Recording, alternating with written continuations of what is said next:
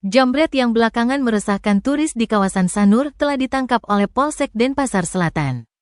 Pelaku adalah dua orang bernama Rohman Arik dan I Kadek Subur Diki. Kaki mereka bahkan ditembak karena mencoba melawan petugas. Selain pelaku jambret, polisi juga mengamankan penada mereka yaitu pria bernama Muhammad Amin Sanei.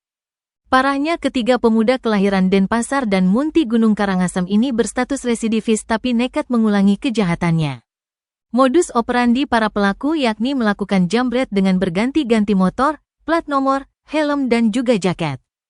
Sasaran utamanya adalah warga negara asing yang sedang berada di tempat sepi dan bisa juga warga lokal.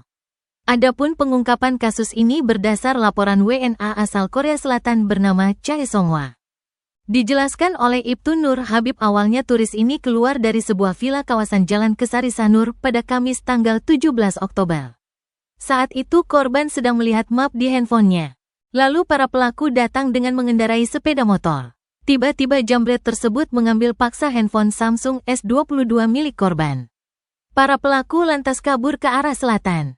Sehingga hal ini segera dilaporkan ke polisi. Atas adanya laporan itu, tim Opsnal Reskrim Polsek Denpasar Selatan melakukan penyelidikan hingga berhasil mengidentifikasi para pelaku. Petugas pun melakukan pengejaran sampai dapat menangkap Rohman Subur dan Amin saat sedang menginap di sebuah hotel di Jalan Pengembak pada Jumat tanggal 18 Oktober.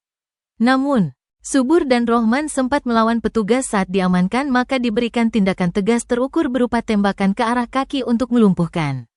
Saat diinterogasi, para pelaku mengakui menjual barang curian. Si penadah lantas memasarkan kembali melalui media sosial. Hasilnya mereka pergunakan untuk memenuhi kebutuhan hidup sehari-hari. Atas perbuatannya, pelaku jambret disangkakan pasal 365 KUHP tentang pencurian dengan kekerasan, terancam pidana penjara paling lama 9 tahun.